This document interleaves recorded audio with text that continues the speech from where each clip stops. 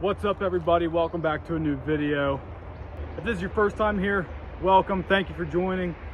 This is going to be an angle that some of you have probably seen before, but if you do not know, this is my clover food plot at my cabin property. This is a 10-acre property. This is a quarter-acre clover food plot.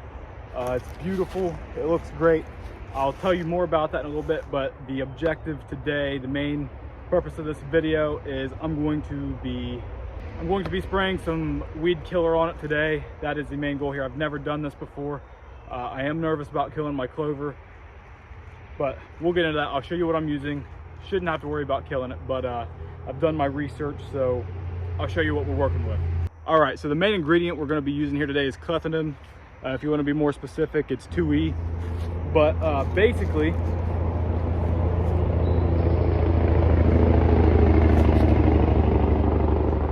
this is specifically for grasses. It kills grasses and it does not harm broadleafs, which clover is.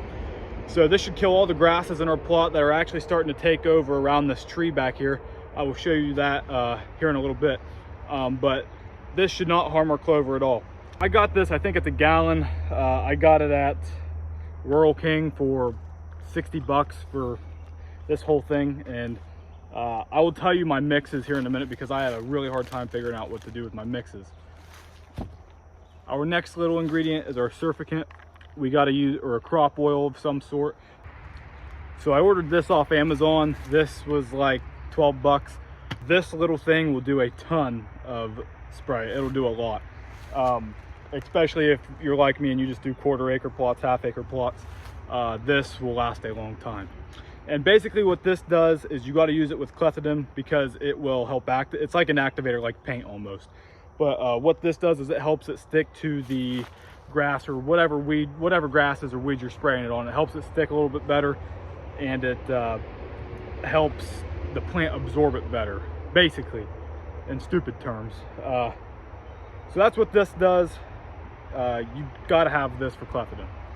But it also helps with other stuff, like if you spray 2,4-D or 2,4-DB, like it'll help with all that stuff. Now for the mixes I used on this stuff, I read and dug through this little book that is on here, and it tells you how much per acre. So I was trying to work on that. Do not use more than 16 ounces an acre.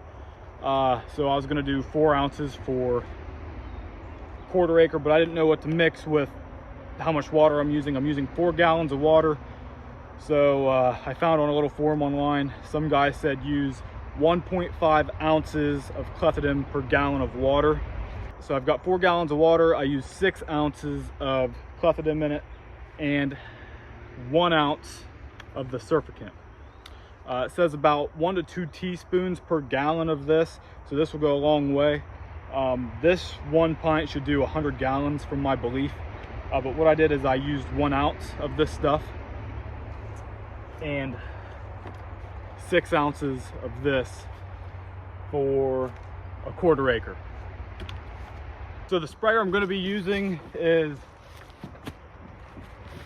my Milwaukee backpack sprayer. It's battery operated.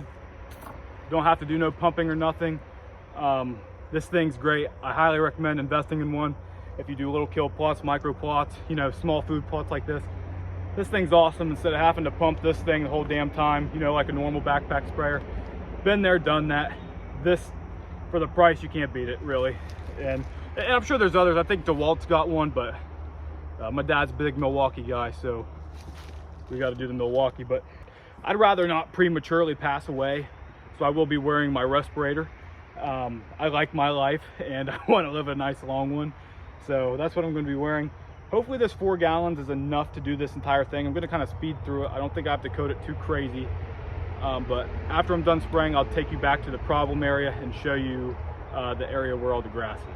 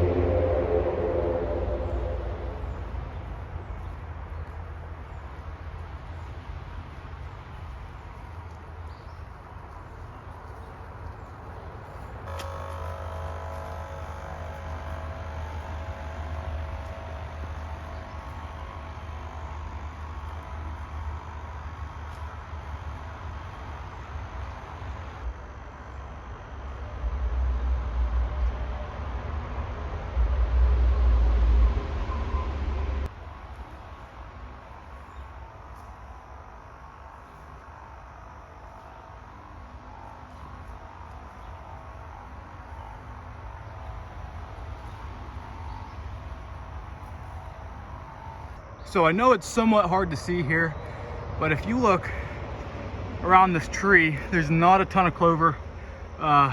This is called Japanese slit grass or stilt grass, something like that. It's this crap right here. It's this stuff here, but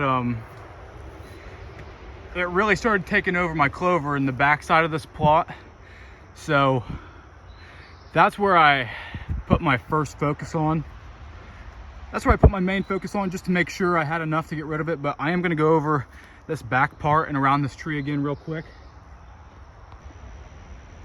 But this front half of the blind, where the blind is really good looking actually. I mean, it's almost completely clover. A few pieces of grass here and there, like actual grass, not that grass that's spreading like crazy, but this front half should be good.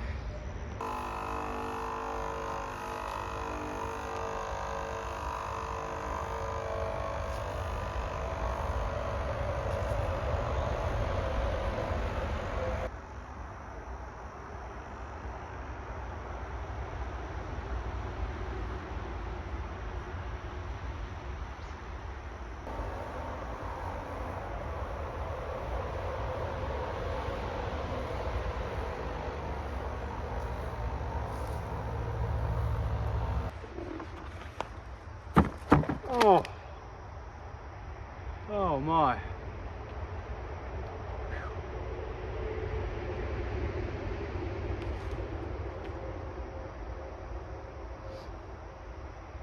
All right.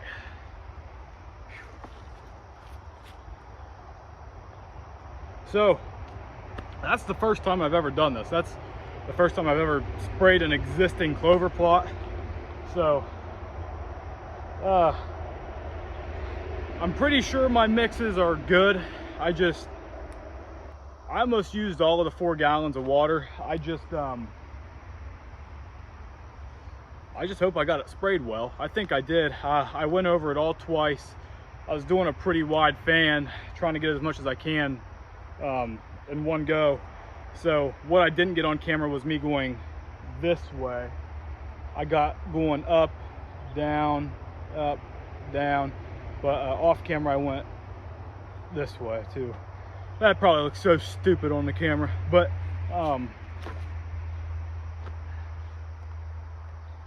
I think I got it pretty good. That back half that grass has really taken over the clover, so I'm not sure what I'm gonna do yet. I'm just gonna have to see what the damage looks like when that's all killed. But I'm pretty sure this clover is like dormant at the moment. This was super thick and lush about a month ago, and it's just been so hot and dry and not a whole lot of rain. There's a lot of dirt showing through the clover. I mean, there's a lot of clover here, don't get me wrong, but there's going to be a lot of open floor space, I guess, between it all. From what I've read, once it starts to get cooler again, this stuff should start to boom again. It should naturally reseed itself and fill in the bare areas. But what I'm probably going to end up doing here is I might throw a little more clover seed on that back end, but I'm probably going to give this a month or so, I guess, and then I'll come in and mow it again, and then I'll probably throw some winter rye down, overseed it with some winter rye, and then I'll probably mow it a week before season starts. That way we have a nice fresh playing field for the deer. So I think it should be good as long as this all works out here. Pretty sure I was talking about at the beginning of this. Broadleaf weeds, you'd use a 2,4-D-B. You want the B on it, but or else it'll kill your clover.